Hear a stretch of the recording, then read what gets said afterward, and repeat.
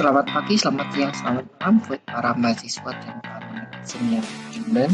Di sini kita sudah masuk ke pertemuan praktikum yang kedua. Untuk pertemuan praktikum, ya, seperti yang sudah dibahas pada materi teori, kita akan membahas tentang fungsi.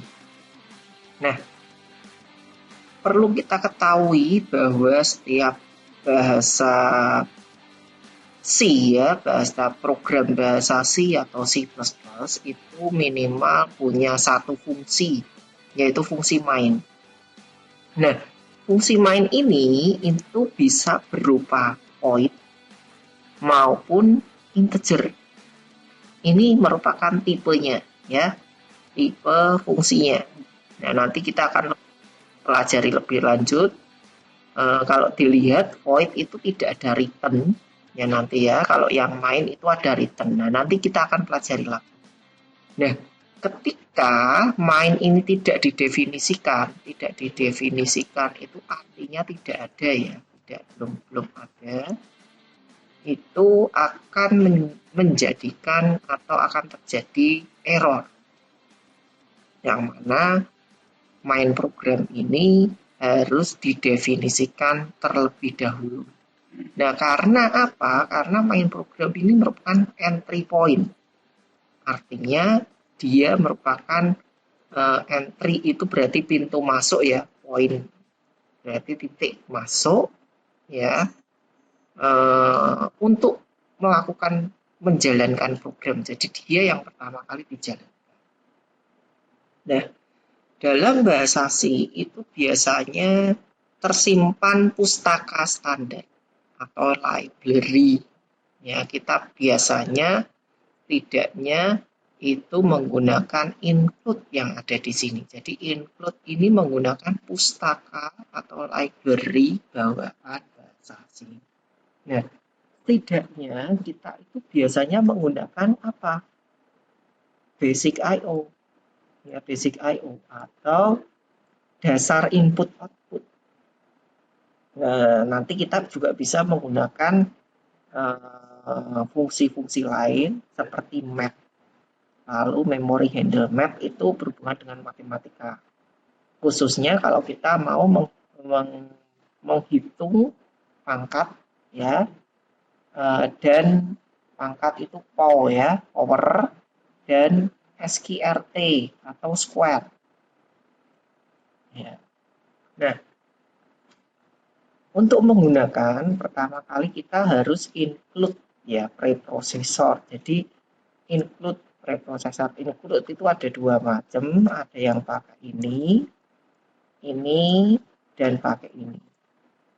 Ya, pakai petik dan pakai kurung siku. Sebetulnya untuk yang stdio.h itu harusnya pakainya kurung siku, ya.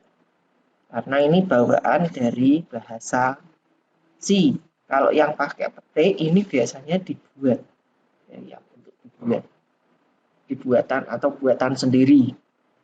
Nah, header di dalam bahasa C itu juga bisa digunakan dalam bahasa C++. Nah, mungkin kita perlu ketahui, ya, ada beberapa header bahasa C dan header bahasa C++. Nah, header bahasa C ini mirip dengan header bahasa C++ karena C++ itu dikembangkan dari bahasa C. Bedanya di sini ditambahkan huruf C. Ada asert jadi casert, C-type jadi C-type, ya. Erno jadi serno, float jadi C-float, limit jadi C-limit, math jadi C-math, dan seterusnya. Ya. Nah, ini digunakan untuk bahasa C++ standard header. Nah, fungsi yang disimpan di dalam pustaka, ya, yang didefinisikan sendiri oleh C++ itu juga ada, ya. Jadi kita juga bisa mendefinisikan fungsi sendiri. Ya, fungsi ini tidak berasal dari standar library. Ini bisa dari third party. Third party itu, ya, orang ketiga, ya, yang kita bisa gunakan. Itu bukan license, license dari Basasi, tapi kita juga selain third party juga bisa menggunakan buatan sendiri.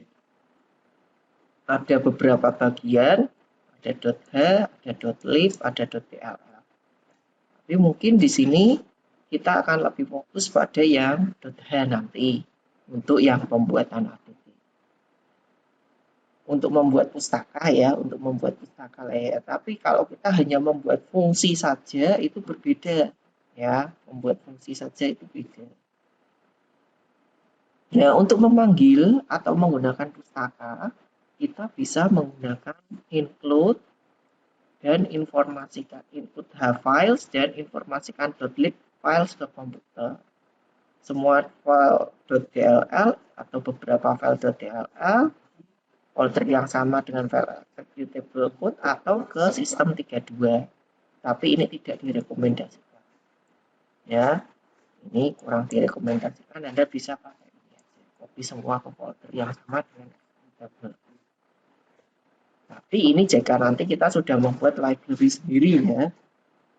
Nah, kita ngomong yang lebih sederhana lagi ya, yaitu fungsi pustaka. Kalau library itu berarti kita membuat pustaka sendiri. Ini kita ngomong fungsinya ya, berarti ini lebih kecil. Jadi di dalam pustaka, kalau ini ada pustaka, ini fungsi pustaka itu lebih kecil yang ada di sini. Ini adalah fungsi string. Fungsi string ini ya ada di dalam pustaka ya, ada fungsi strcpy, ada fungsi strlearn ya, dan ada fungsi ini di dalam pustaka string. Ini kalau dalam bahasa C++. Nah, strcpy itu untuk menyalin dari satu string asal ke variabel tujuan. Nah, ini akan banyak kita gunakan. Ya, ini akan banyak kita gunakan. Karena operasi string itu tidak bisa memberikan nilai pada string, itu tidak bisa pakai tanda sama dengan. Misalnya kita bikin string s ya. Terus kita isi langsung atau kita bikin char. Nah, itu tidak mudah ya, tidak bisa asal seperti kita menggunakan integer. Ya, kita coba dulu mungkin biar lebih Anda bisa lebih tahu ya. Di sini saya punya char nama dulu ya, char. Atau mungkin bisa saya ya ini char nama aja ya, char nama. Saya kasih jumlah elemennya 30. Lalu saya lakukan strcpy. Lalu saya cout ya, ini langsung aja, ini kodenya seperti ini. Terus saya jalankan. Hasilnya seperti ini ya, tidak ada masalah. Ya, pakai strcpy berjalan dengan mulus, lancar. Nah, sekarang kalau ini kita tutup. Lalu saya mau coba. Nah, kalau array ya, Anda pastinya sudah tahu array, itu kan indeksnya dimulai dari 0. Kita langsung isi seperti ini. Nama ke 0, ini kan U, saya masukkan ya. Atau mungkin ini aja dulu. Yang saya gunakan operator sama dengan. Saya langsung isi seperti ini, apakah berhasil? Nah, lihat di sini. Ternyata incompatible text in assignment. Ya, jadi ini tidak bisa di-assign. Nah, saya coba satu lagi seperti ini. Ini juga tidak bisa ternyata. Ya, kita ambil satu-satu tidak bisa. Nah, caranya memang kita harus menggunakan fungsi strcpy. Tuh ya. Nah, sekarang kita lihat lagi. Saya kembali lagi ke sini ya. Jadi, nah kalau tadi strcpy itu untuk mengopi, itu fungsinya sama mirip dengan tanda sama dengan. Kita juga bisa menggunakan strlearn. Nah, strlearn ini untuk menghitung jumlah karakter. Ya, misalnya kita tulis string s Senin nih, misalnya karakter Senin. Senin itu terdiri dari 1, 2, 3, 4, 5. Ada 5 karakter pada string str yang isinya ini str. Nah, ini tadi, ini contohnya, ya. Contohnya, jadi ini ada fungsi strtby, terus di sini ada fungsi strlearn. Nah, karena strlearn itu mengembalikan nilai, ya kebetulan di sini strlearn itu kan ada nilai yang dikembalikan, makanya dia harus dilakukan printf di dalam printf. Kalau tidak ada printf-nya ya tidak ada yang dikembalikan nilainya. Ya, tapi kalau ini strcpy dia akan masuk ke sini. Kita tidak perlu membongkar fungsinya, tidak perlu membongkar fungsinya. Ini sebetulnya bertipe INT. Ya. Kita bisa ketahui ini pasti bertipe INT karena di sini dia mengembalikan jumlah. Sedangkan yang di sini sebetulnya ini bertipe void. Karena tidak ada yang dikembalikan, dia langsung masuk kembali. Nah, ini kita akan pelajari lagi apa bedanya yang asli tentang void dan integer. Mungkin kita akan bahas lagi tentang void dan integer itu minggu depan. Nah, saya lanjut aja ya. Jadi, untuk materi ini kalian bisa terima dulu ya, pahami dulu apa adanya. Nanti kita ulang lagi. Nah, terus fungsi pustaka lain dalam operasi string itu ada strcat, ya. Ini untuk menggabung, menambahkan string atau menggabung. Lalu ada upper itu untuk mengubah jadi huruf kapital. Ada lower ini untuk mengubah jadi huruf kecil semua. Ya. Terus yang berikutnya di sini ada contoh, saya punya car 1 Fakultas Ilmu Komputer, car 2 Udinus. Saya gabungkan ya pakai strcat. Ya. Hasilnya adalah ini. Ya, hasilnya ini, hasil penggabungan. Jadi strcat itu sebetulnya menggabungkan. Jika diubah menjadi kapital, dia menggunakan str upr. Ya. Di ini car 1 dan car 2 dia akan masuk gabungkan jadi 1, terus di upper dan di lower. Kalau yang upper hasilnya ini, yang di lower hasilnya ya. Lalu yang berikutnya di sini ya, nanti kalian coba membuat latihan di rumah, membuat program untuk membaca karakter yang digunakan untuk membaca nama dari standar input. Berapa banyak karakter dalam nama tersebut dan tampilkan nama tersebut dalam bentuk uppercase dan lowercase. Nah, untuk latihan 1 ini, saya minta Anda untuk membuatnya dan digunakan untuk absen ya. Jadi latihan 1 bisa Anda kumpulkan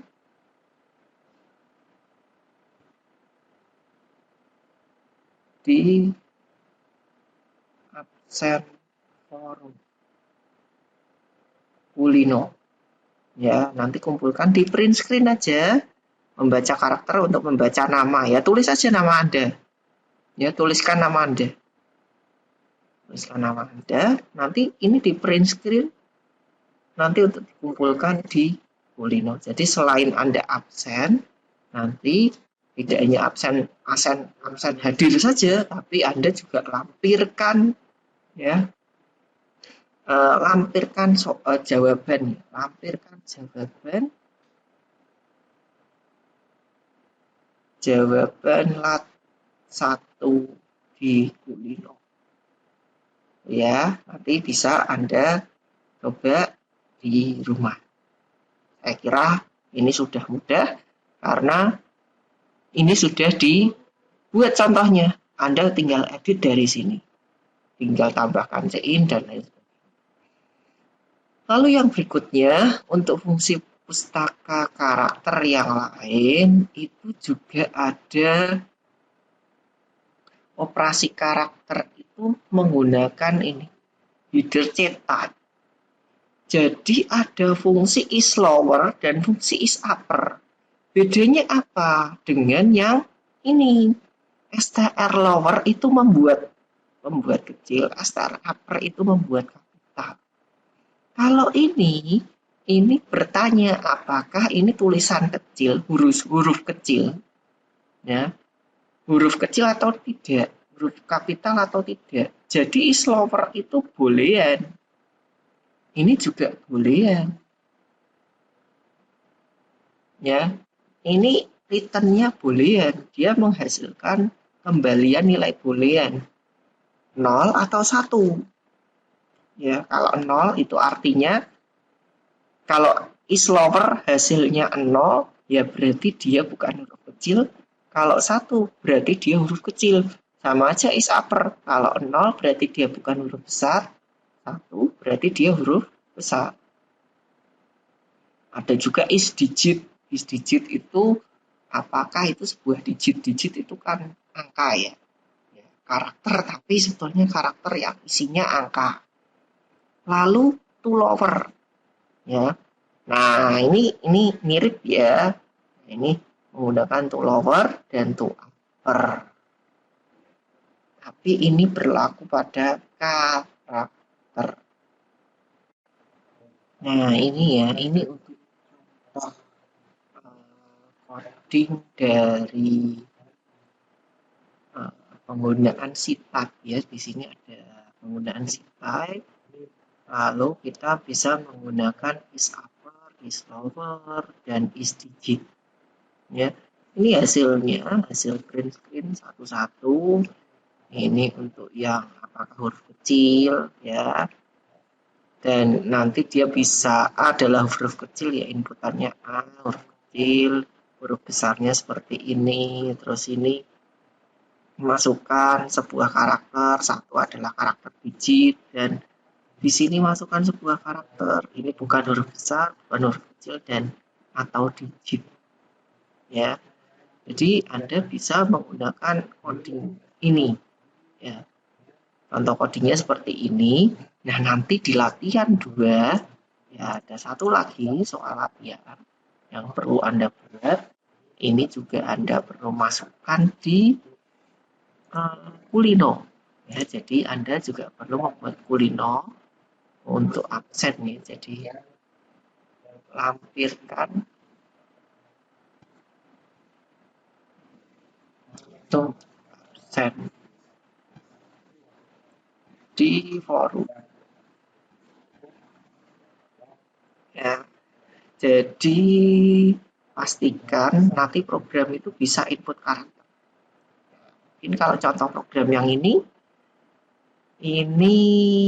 codingnya mungkin sedikit berbeda ya. Ini sedikit berbeda. Nanti Anda bisa menggunakan in out ya. Ini kalau ini ada get c, ini get c itu juga input ya. Get c. Puts itu mirip dengan printf, mirip dengan cout itu untuk mencetak. Ya, jadi silakan Anda bisa coba ya. Jadi untuk input karakter, lalu program itu dapat menentukan apakah karakter itu tersebut berupa nilai, dapat mengubah karakter kecil maupun sebaliknya.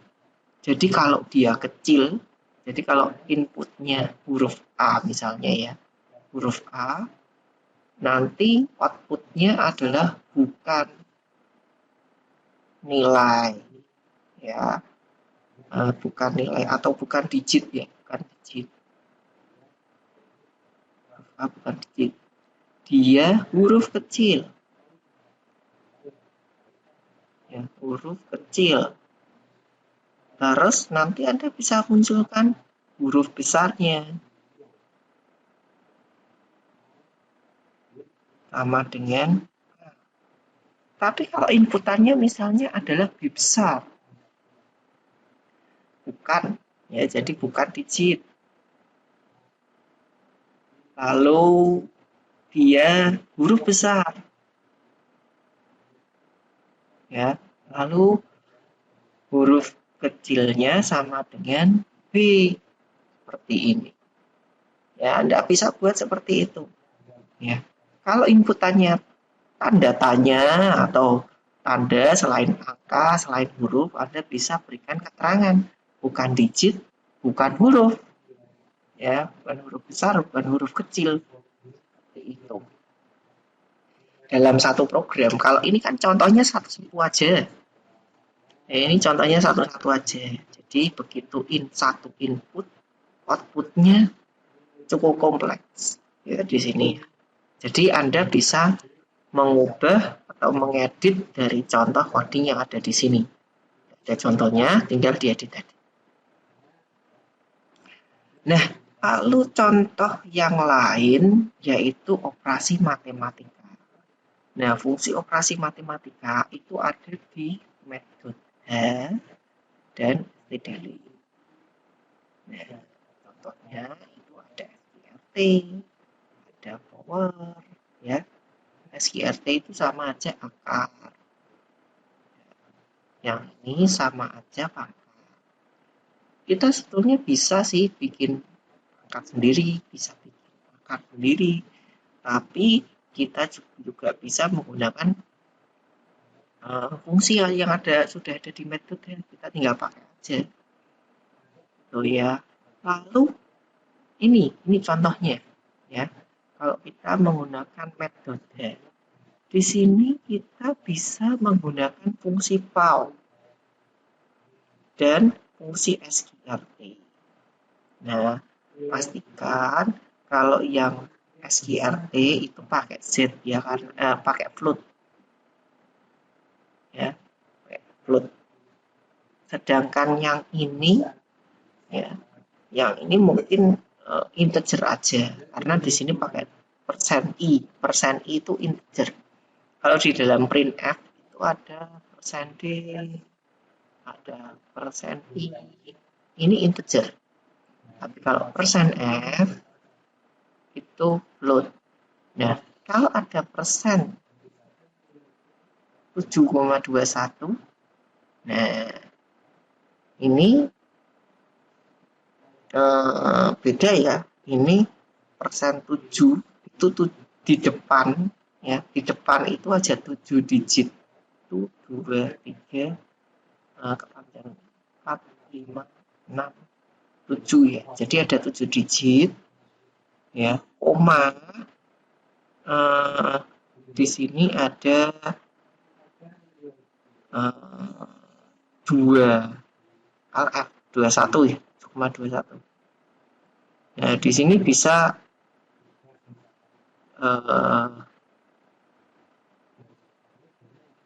dua float ya, sebetulnya dia 2 float ya.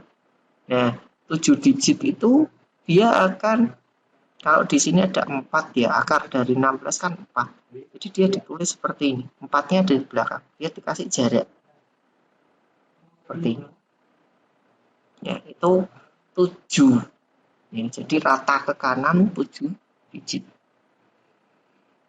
Nah, saya lanjut ya di sini. Kalau kita mau membuat fungsi sendiri, ya, kita mau bikin fungsi sendiri. Untuk membuat fungsi sendiri, mungkin tadi ceritanya kita bisa bikin library, ya. Tapi di sini sebetulnya kita tidak bisa sampai ke situ. Kita bikin fungsi sendiri aja. Di sini ada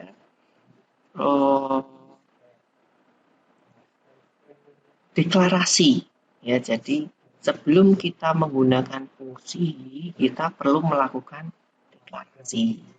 Nah, deklarasi itu kita perlu menggunakan, di sini deklarasinya ada tipenya, tipe fungsinya. Tipe ini bisa int, bisa float, bisa double dan seterusnya. Nama fungsinya apa?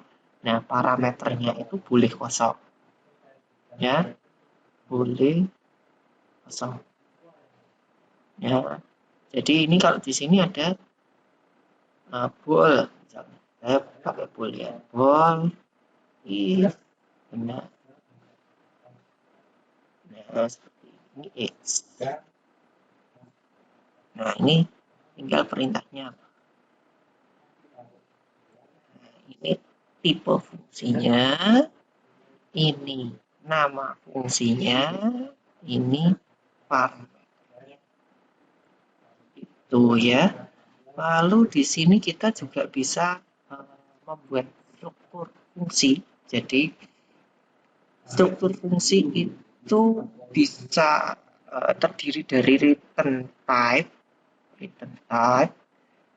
Ini contoh yang return, ini contoh yang no return. Ya, terus ini foo itu nih namanya, ini parameter kosong, ini kosong, ini ada 3 parameter, ini kosong. Ya, kalau yang integer harus ada returnnya. Ya, kalau ini kurung buka kurung tutup, ini adalah body. Ya, body dari fungsi. Bodinya kosongan boleh, Pak? Boleh. Jadi ini adalah contoh pembuatan fungsi kosong. Ya, ada bodinya. Tapi kalau kita mau ini tidak pakai ini, diakhiri dengan titik koma, ini artinya deklarasi fungsi. Kalau ini membuat fungsi dengan body kosong. Nah, itu fungsi tidak ada kembalian ya. Ini sering disebut dengan prosedur, tapi nanti saya akan jelaskan lagi apa yang disebut dengan prosedur. Ini yang dipakai kembalian ini adalah fungsi ya. Nah, selanjutnya prototipe fungsi. Jadi prototipe fungsi itu bagaimana fungsi menerima input, bagaimana fungsi melakukan return, dan nilai apa yang dikembalikan. Prototipe itu sebetulnya sama dengan deklarasi. Nah, tadi sudah saya singgung. Jadi deklarasi fungsi diakhiri dengan titik koma. Ada ya Pak deklarasi. Nah, ini kurang ya. Ini contohnya. Nah, ini ada titik komanya. Ya, kalau ini tidak ada titik komanya, ini dikasih tadi, ini sudah tidak bisa disebut dengan deklarasi karena ini sudah membuat fungsi. Ini sudah membuat fungsi. Nah, ini ada contoh penggunaan fungsi, ya, ini prototipe atau deklarasi, ya. Terus di sini ada perintah printf, scanf, terus di sini ada c jumlah, ya. Karena ini adalah int adalah return, ini deklarasi, ini namanya implementasi. Kalau ada deklarasi, ada implementasi fungsi. Nah, ini pemanggilan. Ya. Yang ini adalah pemanggilan fungsi. Nah, ini dipanggil, jumlah ini dipanggil, dia akan memanggil ini, inputannya A masuk ke X, B masuk ke Y. Nah, nilai return-nya ini akan kembali ke sini, masuk ke C. C akan dicetak. Itu adalah cara kerja fungsi. Jadi, kalau dilihat fungsi itu muter-muter. Tapi fungsi ini sebetulnya banyak sekali keuntungan. Nah, ini contoh tampilan programnya ya tadi ya. Ini untuk penjumlahan, masukkan A 7, B 8, dijumlahkan hasilnya. Nah, sekarang ya kita akan lihat apa yang disebut dengan parameter. Parameter itu ada 2, yaitu formal dan aktual. Formal itu adalah variabel yang ada pada daftar parameter dalam definisi.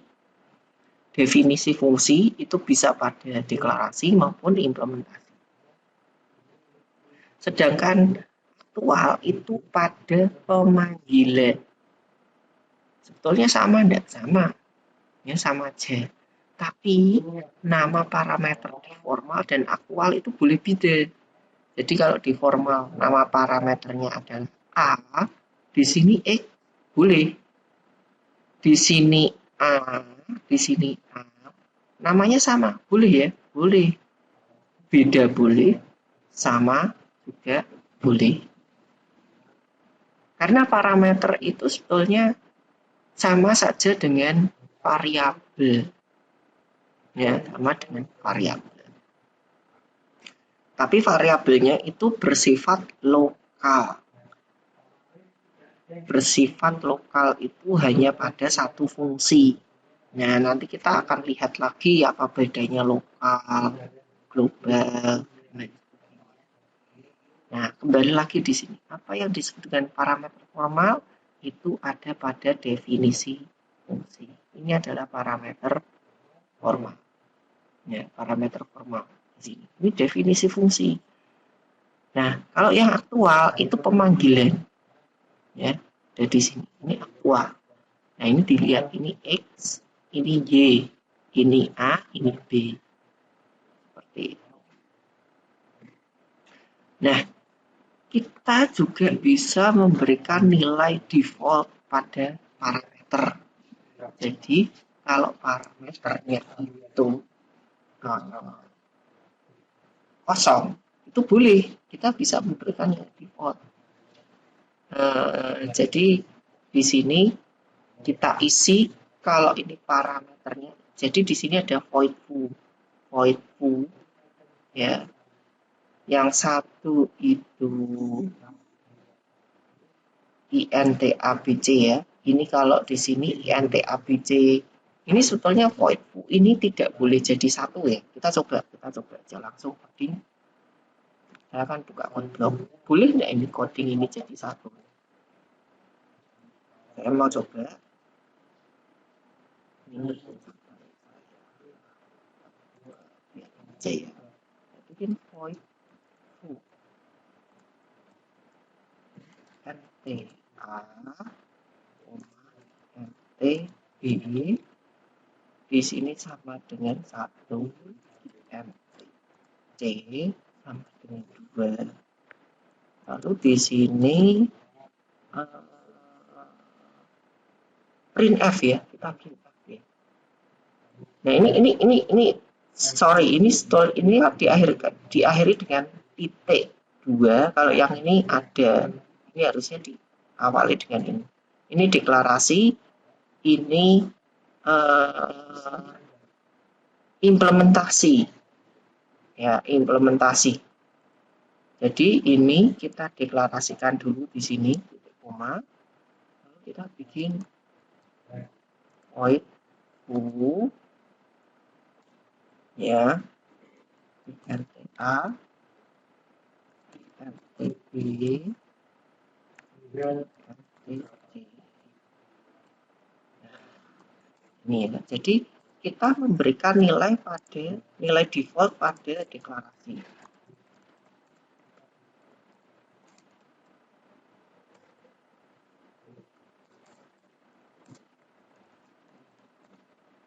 Ya, pada deklarasi. Nah, di sini kita bisa buat checkout A, B, C. Ini terus ini akan saya tutup saja ya. Saya coba bikin ya. Ini akan saya buat foo 0. Nah, ini ya. Foo 0,10. Terus di sini foo 0,10,100. Kita coba jalankan.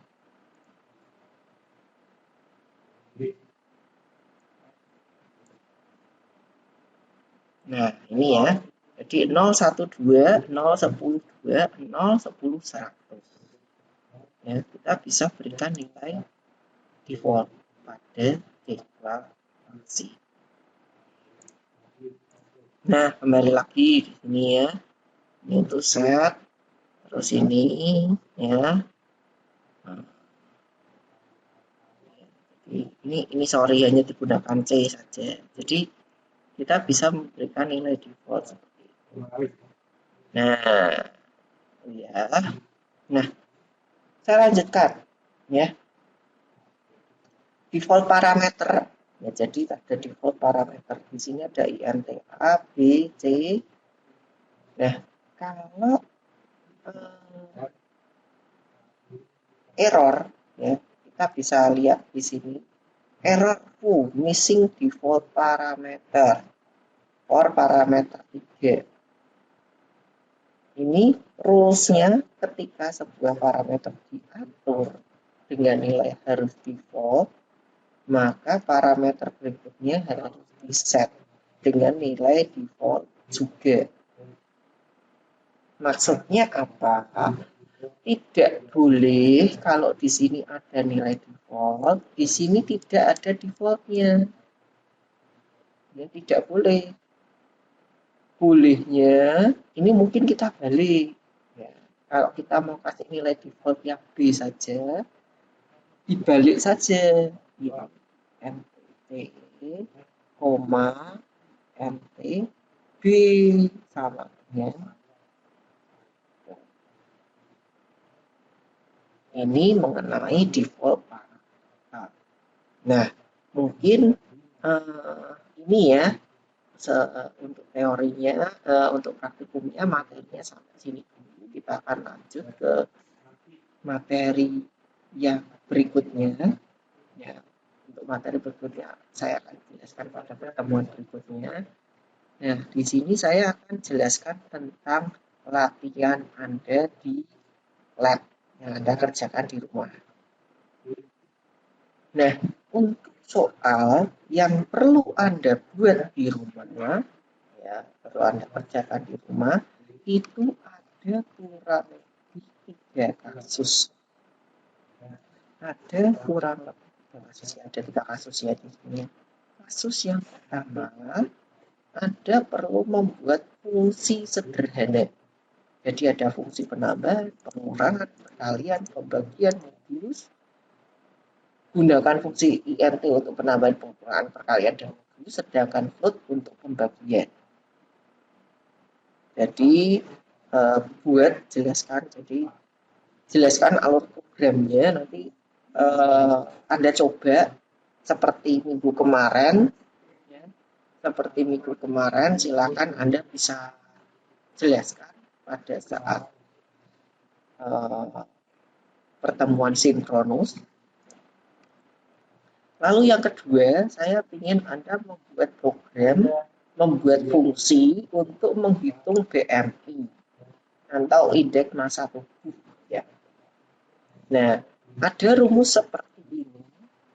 Ya, ada rumus seperti ini.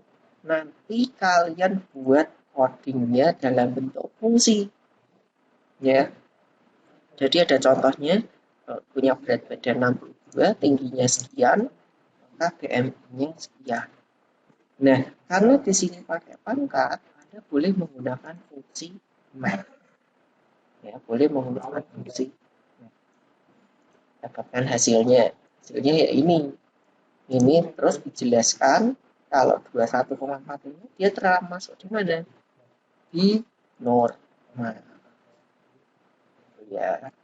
Lalu yang berikutnya, Anda di sini diminta membuat konversi bilangan desimal ke biner dengan parameter X, di mana X berupa integer, dan fungsi biner ke desimal. Nah, ini mungkin akan saya bagi dua, ya. Jadi kasus konversi bilangan, ya. Jadi ini kasus konversi bilangan yang keempat. Jadi akan ada kasus karena ini tingkat kesulitannya cukup lumayan. Nah, melakukan konversi bilangan ada yang bisa ada desimal ke biner. Nah, mungkin ini perlu saya jelaskan gimana sih cara mengkonversi bilangan desimal ke biner. Saya berikan alur ya, cara hitung. Nanti Anda bisa terjemahkan ke program. Ya, di sini misalnya saya memiliki, ini untuk desimal ke biner dulu ya. Saya memiliki angka inputnya X sama dengan 10. Ini binernya berapa? Ya, binernya berapa? Caranya gimana? Kita lakukan pembagian 10 ya di modulo 2 dulu. Modulo 2 sama dengan 0. Sisanya, sisa pembagian, berarti kan 10 modulo 2. Sorry. Ini saya hapus dulu. Ya. Berarti kan ini 5 sisa 0. Lalu 5-nya kita geser ke sini. 5 modulo 2. Ya. Ini 2 sisa 1. 2 modulo 2. Ya. 1 sisa 0. 1 modulo 2 sama dengan 0 sisa 1. Nah, nilainya ini dibaca dari bawah ke atas. Jadinya 1, 0, 1, 0.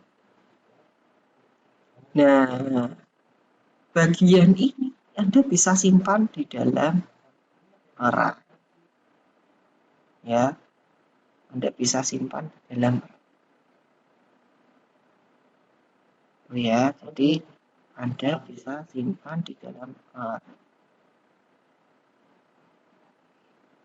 Itu untuk desimal ke biner. Rumusnya demikian. Nah, melakukan konversi bilangan biner ke desimal gimana?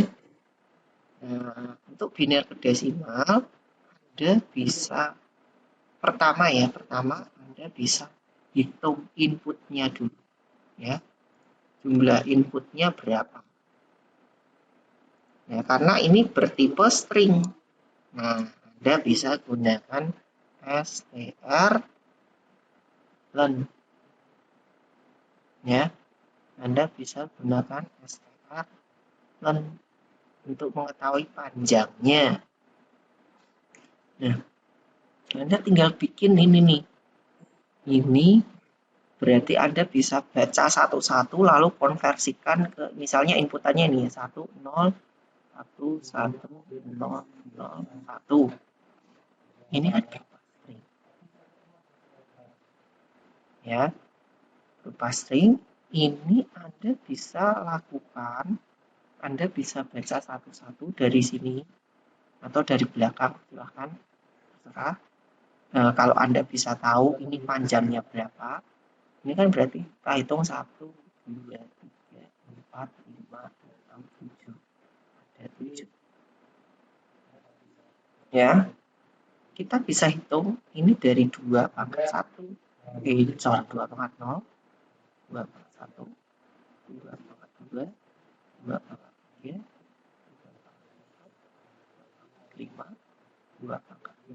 Jadi, bisa dilihat ini 2 pangkat 0, 2 pangkat 1, 2 pangkat 2, sampai dengan 2 pangkat 6. Ini kalau diterjemahkan, jadinya 1, 2, 4, 8, 16, 32, 6. Ini saya hapus saja.